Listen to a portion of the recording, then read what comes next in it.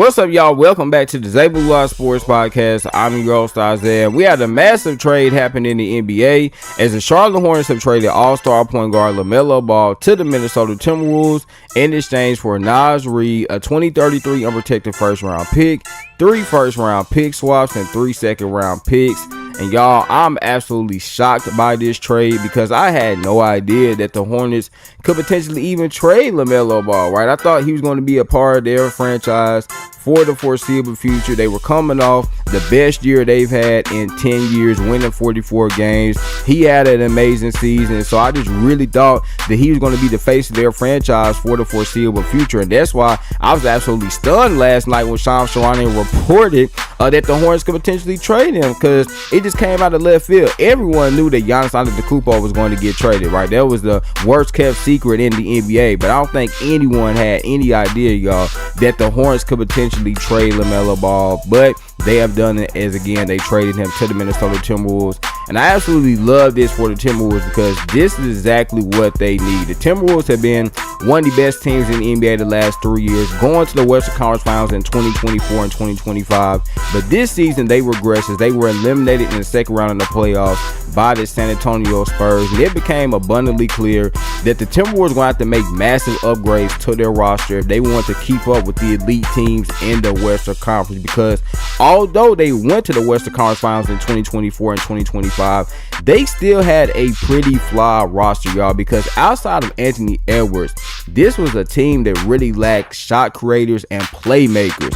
And we know in today's NBA, you have to have multiple shot creators and playmakers on your team if you want to have success. And I think that's why, y'all, they, were not able to defeat the San Antonio Spurs, because the Spurs just have an abundance of shot creators and playmakers on their roster. Devin Vassell, Victor Wembanyama, Stephon Castle, Dylan Harper, De'Aaron Fox, Julian Champagnie. They have so many elite shot creators and playmakers on their team. And if you're a team like the Minnesota Timberwolves that lacks that, it's going to be very difficult for you to have success. And even when, y'all, again, even when they were going to the Western Conference Finals the past couple of years in 2024 and 2025, this was still a team that did not have a lot of shot creators and playmakers outside of Anthony Edwards, but they were able to have success because of their, elite size, their elite perimeter defense, and just having an elite superstar player like Anthony Edwards that could just, carry the offensive load. But now with these teams in the Western Conference Finals, y'all, these teams in the Western Conference that have really improved, like the Spurs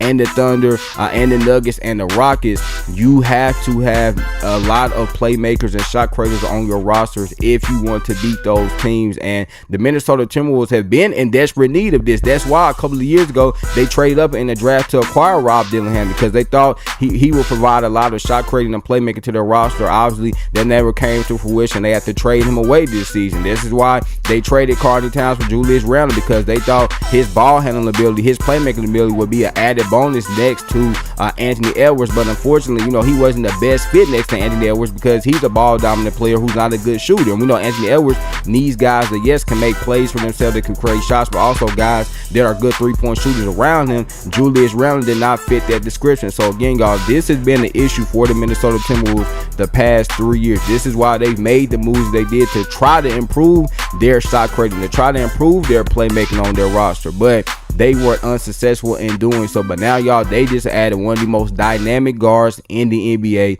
And as Lamelo Ball is a very creative ball handler, he's an elite playmaker. He has great sizes. He's 6'7" with a 6'10" wingspan. So he's really going to make the Timberwolves a more versatile team, because now you have Anthony Edwards, and Jaden McDaniels, y'all, 3 guys that are 6'5" or plus that can play and guard multiple positions. So you love the versatility that he's going to bring. But then he's also a very crafty finisher around the rim, and he's a great three-point shooter. So this is going to be a tremendous fit, he and Anthony Edwards in this backcourt, y'all. And for the first time in Anthony Edwards' career, he finally has an elite playmaking and shot creating point guard, right? He had D'Angelo Russell for a couple years, and D'Lo was solid, but he wasn't great. Mike Conley, was solid, but given his age, he was no longer the player that he used to be. And then again, Rob Dillingham, that never panned out. And so this is the first time in Anthony Edwards' career that he's finally going to be playing alongside a point guard, y'all, that can create shots for himself, for his teammates, has elite court vision, is an elite passer, and is also a great three-point shooter. So I think it's going to be a tremendous fit for Anthony Edwards and the Minnesota Timberwolves. Y'all, it's definitely going to make their offense, a whole lot more diverse, a whole lot more versatile. And I think also this is going to alleviate a lot of pressure on Anthony Edwards, because the last couple of years he's had to have the ball in his hands so much to try to create shots for himself and for his teammates. But now with the presence of Lamelo Ball, I think this is going to allow Anthony Edwards to play more off the ball, right? Because Lamelo is such a great playmaker, has such great court vision, and is a dynamic ball handler, that now Anthony Edwards can play off the ball, which means, y'all, that the Timberwolves are going to be able to run a lot of, screens, a lot of pin down actions for Anthony Edwards, allow him to just get a lot of catch and shoot opportunities. So that's going to be great for him. But then also, I think Jaden McDaniels is going to have a career year, because, he's going to have an elite playmaker point guard in Lamelo Ball that's going to be able to get him easy shots. So I just think this is a great trade for the Minnesota Timberwolves. And now when you look at their starting five, you have Lamelo, Ayo Dosunmu, Anthony Edwards, Jaden McDaniels, and Rudy Gobert, y'all. That should be one of the top starting fives in the NBA. Now, I still have questions about their front court depth, because obviously, a couple days ago when they traded away Julius Randle, now you trade away Naz Reid. They've lost a lot of size and length in their front court, so I definitely think they need to address their front court. And also, y'all, they don't have control of their first round pick again until 2034. So this is going to be their team for the foreseeable future, and this team is going to perform at a high level. But I think it can, y'all, and I think now this gives them a better shot. I'm not saying they're going to be able to defeat the Spurs or the Thunder or the Nuggets, but I think this now gives them a better shot to compete with the best teams in the Western Conference, because now they finally have another elite shot creator alongside Anthony Edwards, y'all. And again, that's what it takes to compete in the Western Conference, because these teams, the Spurs, the Nuggets, the Thunder, the Rockets, they have multiple elite shot creators, elite playmakers on their teams. Now the Timberwolves, y'all, finally have a running mate for Anthony Edwards and Lamelo Ball. So again, absolutely love this trade for the Timberwolves. Give them an A. And then for the Hornets, I'm really a bit appalled by the timing of this, y'all, because as I stated to begin this video, the Hornets are coming off their most successful season in 10 years, winning 44 games, almost making it to the playoffs. So I really don't understand why now they thought it was the time to trade Lamelo Ball. I mean, he just had a great year, averaging 20 points and 7 assists and playing 72 games, right? Which is the most games he's played since his second year. So I just think the timing of this is a bit off, but I guess they really feel that confidently in Con Knippel and Brandon Miller. Listen, I'm a big fan of Con Knippel and Brandon Miller, but now, y'all, this means they're going to have to be the primary shot creators for the Hornets, and I'm not sure if either one of those guys were ready to take on their responsibility. That's why I thought it was a great fit to have Lamelo alongside those guys, because, those guys are great shooters, but they're not necessarily great shot creators. But you had a guy, Lamelo Ball, who was such an elite passer that he can get them, a lot of easy open looks, but now you no longer have him, so it's going to put more pressure on them. Now, I do like them getting Naz Reid. Naz Reid, is one of the top stretch forwards in the NBA, and now, they have a pretty good front court of Moussa Diabate,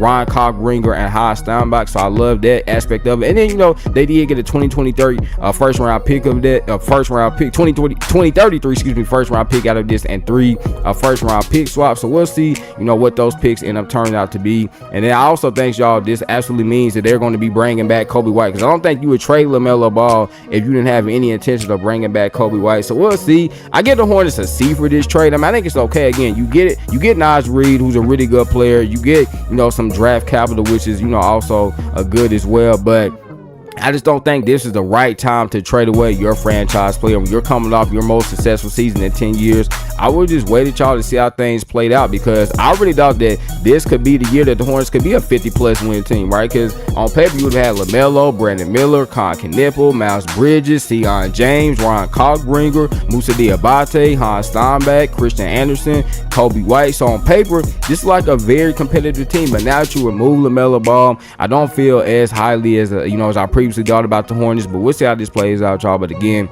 for the Minnesota Timberwolves, I give them an A, because this is exactly what they need. Lamelo Ball is one of the most dynamic playmaking and shot creating point guards in the NBA, and now they finally have y'all running mate in that backcourt for Anthony Edwards, which is really going to alleviate a lot of pressure off his shoulders. And I think if the Timberwolves are able to really fortify their front court depth in free agency, then they should be the third best team in the Western Conference. I think it's the Spurs, the Thunder, and then that third spot is up for grabs it could be the Timberwolves, it can be the Nuggets, it could be the Rockets, y'all could even potentially be the Lakers. But I think right now, I think that the Timberwolves are the third best team in the Western Conference, and this was just an incredible trade for them. And I cannot wait to see what they do this upcoming season. So there you have it, man. This will be discussing the Charlotte Hornets trading all-star point guard Lamelo Ball to the Minnesota Timberwolves, and why I absolutely love this trade for the Timberwolves. Remember, y'all, labs and messages are what? Make sure you get your daily dose. And I'm in them, and I love y'all. God bless.